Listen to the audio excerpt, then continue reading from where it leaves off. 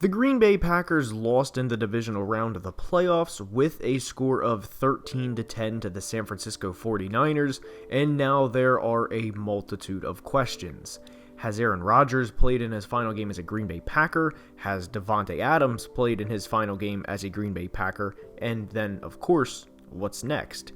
In today's video, we are going to be discussing not only the Packers' 2022 offseason, but what to expect moving forward. I realize I've done a couple of videos with teams being in serious trouble, but the Packers really are moving forward. Their Super Bowl window was this year, and we will get into everything, so without further ado, let's begin.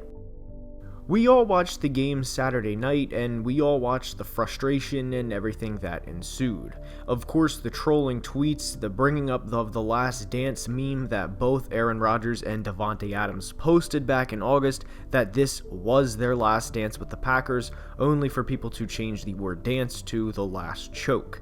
Green Bay at this point in time is a projected $50 million over the salary cap for 2022, and veteran linebacker Rodgers Smith, who signed a 4-year $66 million deal back in 2019, is owed a whopping $27 million in 2022, with 12 of that being a dead cap hit, meaning Green Bay will save $15 million by cutting Big Z.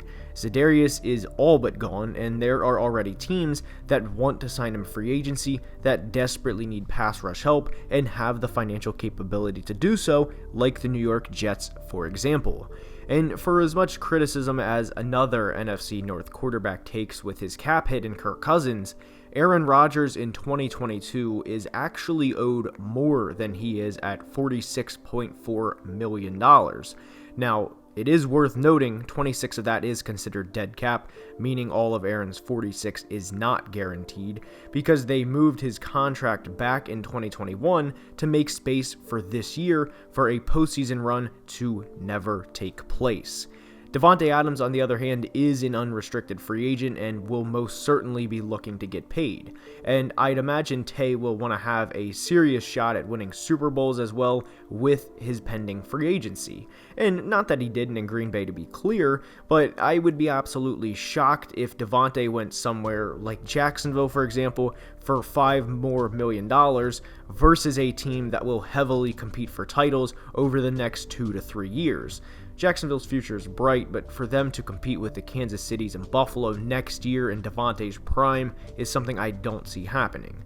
Remember, Davante signed a 4-year $58 million deal back in December of 2017, and while $58 million is a lot to you or me, or really 99.99% of people, Davante could very easily go snag a 3-year $70 to $75 million deal from a team, as he is coming off of back-to-back 115-plus catch, 1,300-yard, and double-digit touchdown seasons. He's in his prime. His time to get paid is now. The only way Davante returns to the Packers is if they work some cap magic and he signs a 1-year franchise tag, and while I'm sure Davante loves the Packers and would like to stay, it is ultimately a business, and let's call it what it is. No player likes signing the franchise tag, and Davante especially would not, because of what would be the ever-creeping thought in the back of his head and what would be for all of 2022.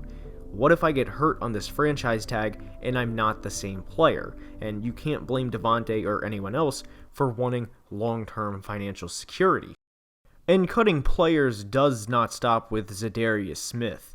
Preston Smith is also owed $20 million with a dead cap hit of 7.2, meaning the team will save $13 million by cutting him, and Randall Cobb is owed 9, with 2 of that being guaranteed, so there's another 7 freed up by cutting Randall. So really, without diving much into this, the Packers are going to cut both Smith brothers, Randall Cobb, and in addition, Marquez Valdes-Scantling, who will be referred to as MVS from here on out. Robert Tonyan and Alan Lazard are all free agents. Lazard is a restricted free agent, which means any team that offers Lazard, the Packers have the right to match. So it's not like the Packers need to squeeze enough money for just Davante in 2022, or even a year or two beyond that to extend him. There's several players and key contributors from this team that is more than likely gone. And we will throw in the best midseason acquisition of the 2021 season in there across the entire NFL in corner Rasul Douglas. Rasul will 100% parlay the season he had into getting a bag from someone. And congratulations on that, I will add, for Rasul and his family. So quickly, let's count it out here. You have Za'Darius, Preston, Rasul, Davante, Tunyon, Cobb, MVS, and Lazard all more than likely gone, with, we'll say, 6 of those being starters and the other 2 in the wide receiver 3 and 4 not being starters, but being key contributors, all more than likely gone in 2022. And referring to the title, the Green Bay Packers are in serious trouble and are 100% about to start a rebuild. The Packers as a franchise transitioned from Favre to Rodgers and had essentially 30 straight years of Hall of Fame quarterback play. That's absolutely insane, and the likelihood they can have 45 straight years of that, and for Jordan Love to be the heir apparent or the replacement for Rodgers, should most definitely not be expected. If you honestly expect Jordan Love to replace Rodgers, be prepared to be disappointed, because even for Rodgers' struggles in the postseason, he is a legendary quarterback in his own rights and has 449 career touchdown passes to just 93 interceptions. Any NFL team right now, maybe aside from a select few, would take him even at 38 years old. And with Tom winning 7 rings, it's really screwed up the expectations and standards for players, and even Patrick Mahomes and Josh Allen, with how these two guys have succeeded as young as they have, and to the extent that they have. And right now, heading into 2022, you can't accurately say, based on 63 career passing attempts, whether Jordan Love is the franchise quarterback or not. And especially not in 2022 if he has a receiving core of really a who's who at this point, aside from maybe retaining Allen Lazard and drafting someone at the end of the first round. And with this receiving core, I fully expect Jordan Love to struggle out of the gate in 2022, assuming he is who they roll with. This is assuming they roll with Love, because all we heard was last dance, last dance, last dance, and now for the Packers, the time for a second Super Bowl under the guidance of quarterback Aaron Rodgers has expired. And one thing I want to make clear is while the Packers will have question marks at several positions next year, the ability of the quarterback, not who will be the quarterback, is one. There's one thing I want to make clear.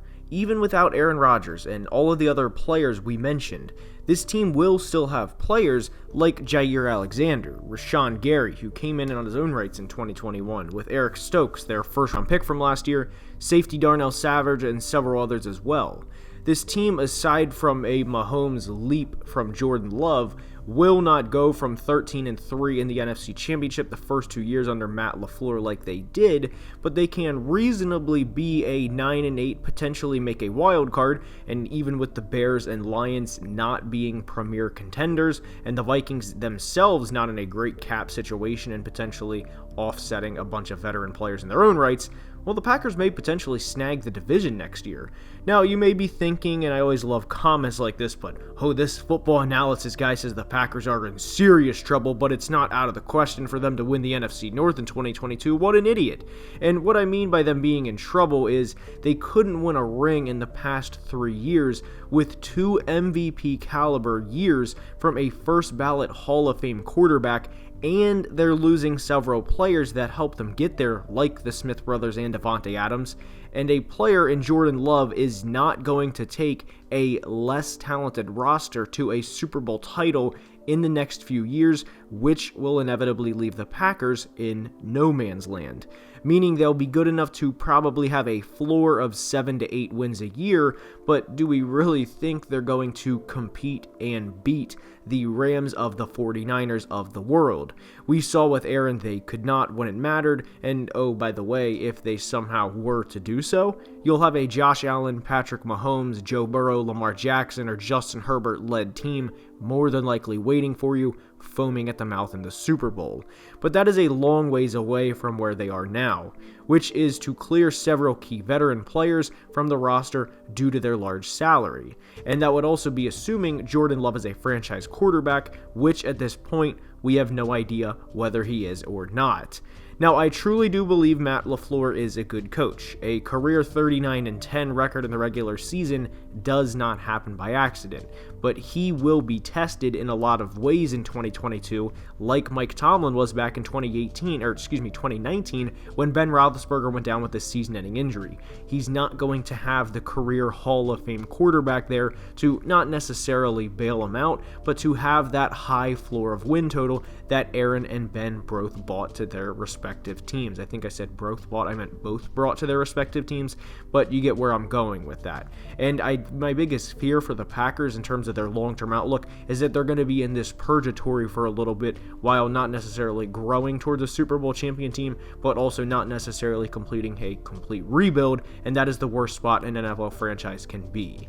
And with that being said, that's all I have for today's video. I hope you enjoyed, and if you did, now is the time I ask you to like the video and subscribe to the channel. We are closing in on 30,000, and I cannot thank you guys enough for the support. And as we always end every video, please be safe and have a great day. Love you guys.